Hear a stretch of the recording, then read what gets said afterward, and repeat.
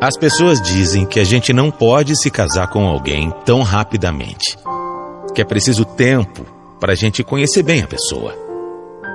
Mas eu digo para você que não é com o tempo que isso acontece. Não é nem depois de casados, vivendo sob o mesmo teto. Nós só conhecemos realmente alguém quando a gente passa por um momento de crise, quando a gente passa por uma dificuldade ou uma dor muito grande. Aí sim é que as pessoas mostram realmente quem elas são. A minha história com a Carla começou há exatamente 18 anos. Quando eu vi a Carla pela primeira vez, eu senti uma coisa que eu nunca tinha sentido por ninguém. E quando as pessoas me diziam isso, né? Tipo, aquilo foi impactante, amor à primeira vista. Eu não acreditava que isso pudesse acontecer comigo. Encontro de almas. Já ouvi falar nisso? Pois é. O que eu sei é que, naquele momento, eu soube que tinha encontrado o amor da minha vida. Foi algo impressionante para mim. Naquele segundo, eu soube que era com ela que eu iria me casar, sem exagero. Foi muito rápido. Mas como eu nunca fui um cara impulsivo, sempre agi com cautela, sempre pensei bem sobre tudo. Antes de me casar com a Carla, nós namoramos por 4 anos. Foi um namoro leve, divertido, tranquilo e, acima de tudo, feliz. Como nós éramos felizes, meu Deus do céu. Tão felizes que quando chegou a hora de fazer o pedido, já não tinha realmente mais dúvida alguma entre nós.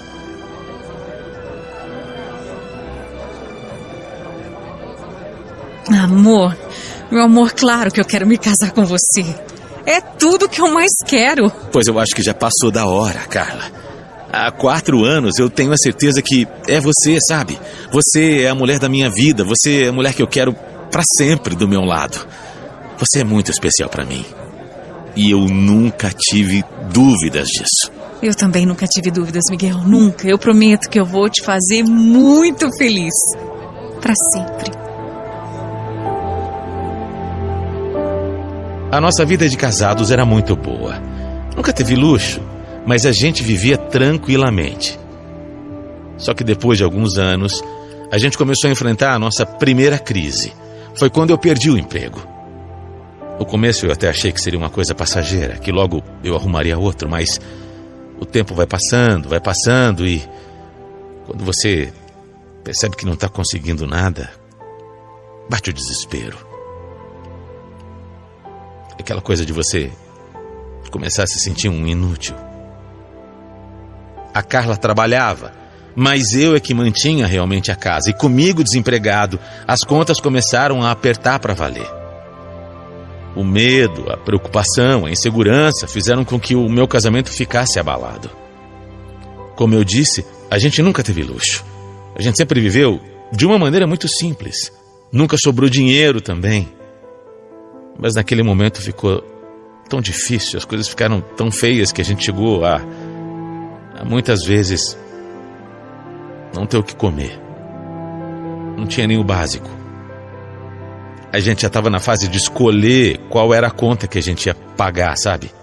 E qual a gente ia deixar de lado. No mercado a gente já comprava só o essencial mesmo. E o pior era o desespero de não saber quando isso ia acabar. Eu via o medo nos olhos da Carla. E percebi que ela andava se distanciando de mim também. Quando eu perguntava, ela desconversava, dizia que só estava um pouco triste. Mas eu estava sentindo que o meu casamento não ia durar muito.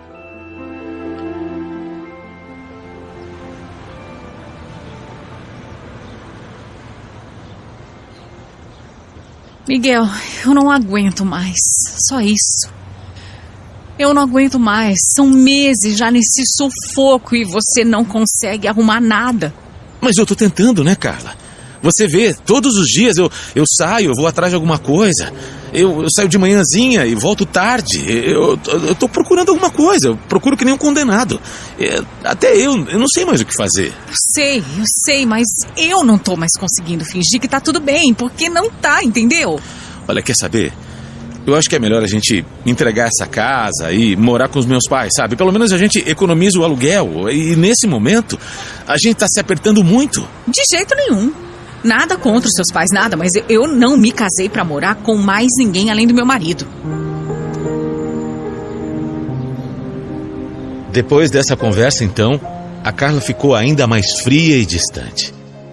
Ela não chegou a falar claramente, mas eu entendi o que ela estava querendo dizer, sabe? Entendi o recado. Ela estava cogitando se separar. E eu tentava entender o lado dela, porque a situação estava muito difícil para nós.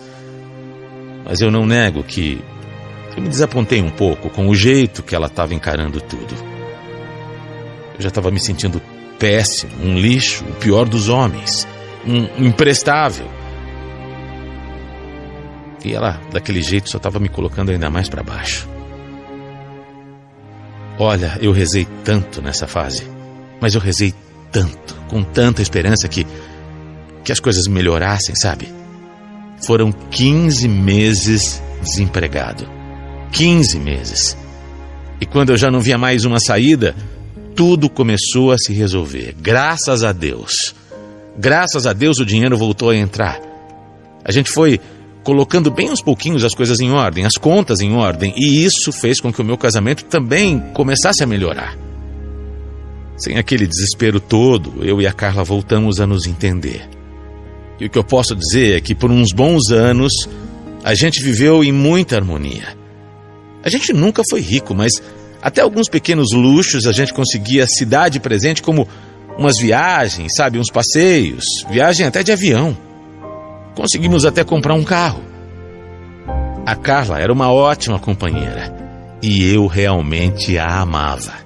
Amava desde o primeiro dia, amei durante a nossa pior crise. Eu amava no momento de tranquilidade, no momento fácil, no momento difícil. Eu sabia que eu ia amá-la para sempre. Ela era a mulher que eu tinha escolhido para ser a mãe dos meus filhos. Mas infelizmente a gente nunca conseguiu ter filhos. No começo isso foi um baque pra gente, porque era uma vontade nossa, né? Para construir uma família, para realizar um sonho. Quando a gente soube que ela não poderia engravidar, a gente ficou bem triste. Mas foi outra coisa também que com o tempo a gente conseguiu superar. Se não era uma vontade de Deus, então seríamos só nós, eu e ela, para sempre. Eu até já conseguia visualizar o nosso futuro. Nós dois, bem velhinhos, juntos, numa casinha com uma cerquinha branca, uma vida inteira de amor e cumplicidade. Era o que eu queria. Era o que eu mais sonhava. Mas quando eu completei 45 anos, mais uma vez, a minha vida deu uma volta de 180 graus. Eu estava muito bem nessa fase. Estava tranquilo. Mas Deus tem planos que a gente às vezes não entende, né? E eu acho até que eu não sou ninguém para questionar. Eu não sou evoluído bastante para entender e não me revoltar. 45 anos eu tinha. Só 45 anos quando eu descobri que estava doente. E não era uma doença qualquer. Eu descobri que eu tinha aquela doença horrível que tira a vida de tantas e tantas pessoas.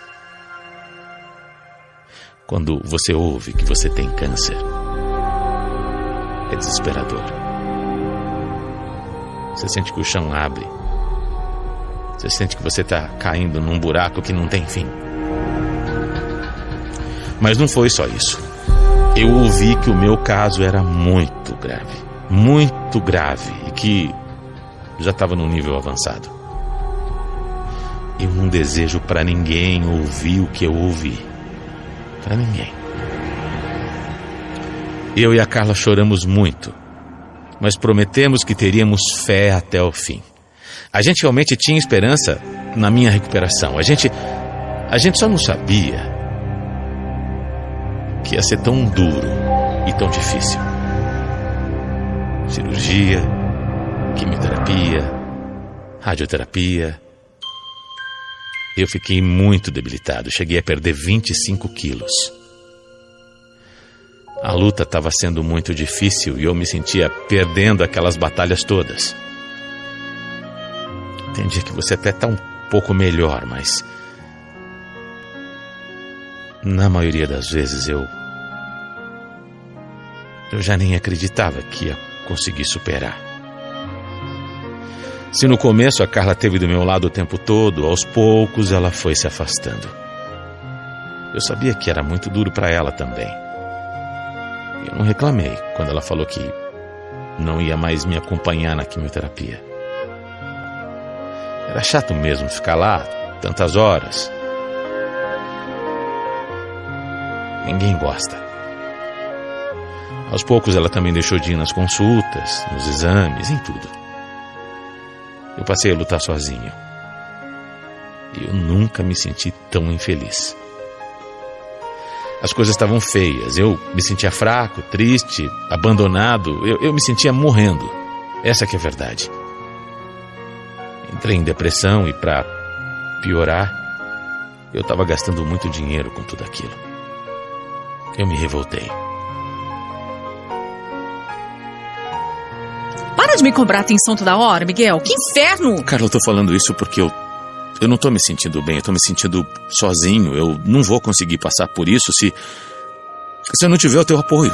Eu não vou passar por isso se você não estiver do meu lado, entende? Não jogue essa responsabilidade pra cima de mim, não. Pode parar. Você depende dos médicos, não de mim, Miguel. Eu não aguento mais essa vida, entendeu? Eu não aguento mais você aí chorando toda hora pelos cantos. Eu não aguento mais ter que ficar cuidando o tempo todo de você. Eu não aguento ter que dar conta de tudo aqui sozinha nessa casa. Eu não aguento você passando mal. Eu não aguento mais você vomitando. Olha, sério, é horrível falar isso. Mas essa não é a vida que eu sonhei pra mim. Eu tenho só 44 anos, sabe? Eu não posso perder a minha vida toda assim, vendo você o tempo todo, sabe? Definhando pelos cantos. Eu não mereço isso.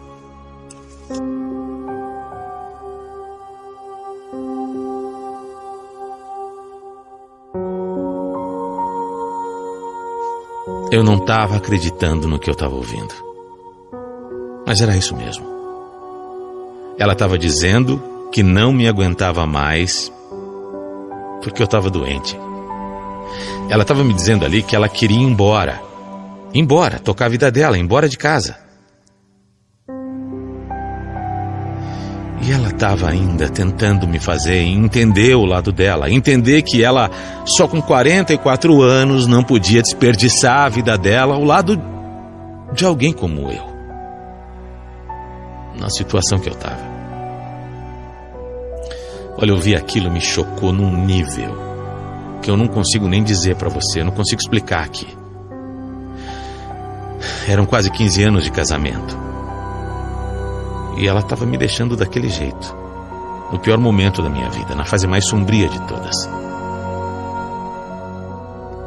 A única coisa que eu pensava é: quem era aquela mulher que estava do meu lado? Quem era aquela mulher que dormia do meu lado há tanto tempo?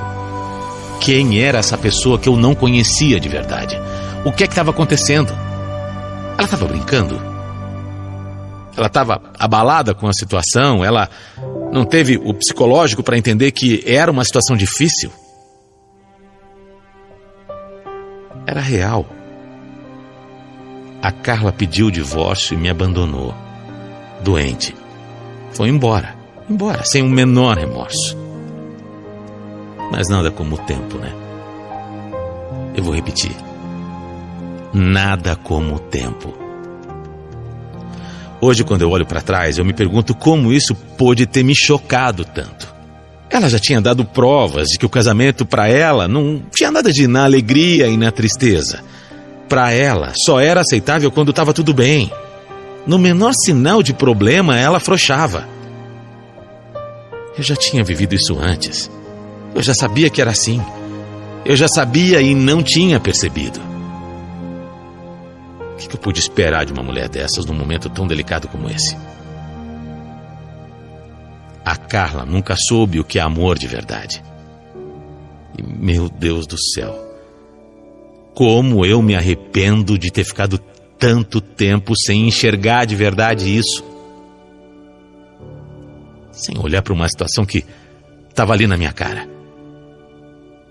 A gente não enxerga mesmo. A gente fecha os olhos para tanta coisa.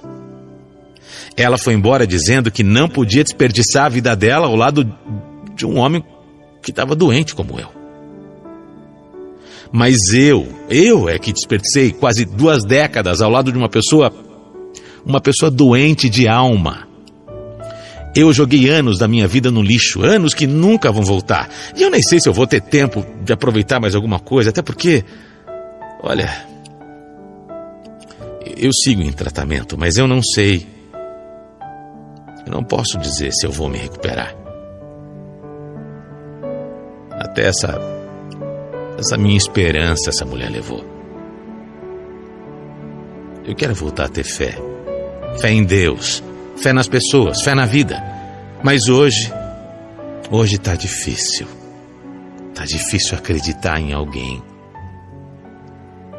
Tá difícil até acreditar que eu vou melhorar. Mas fica a lição. Olhe bem ao seu lado. As pessoas, no geral. Mas olhe com olhos de ver. Entenda que, às vezes, a situação, ela pode parecer que é normal.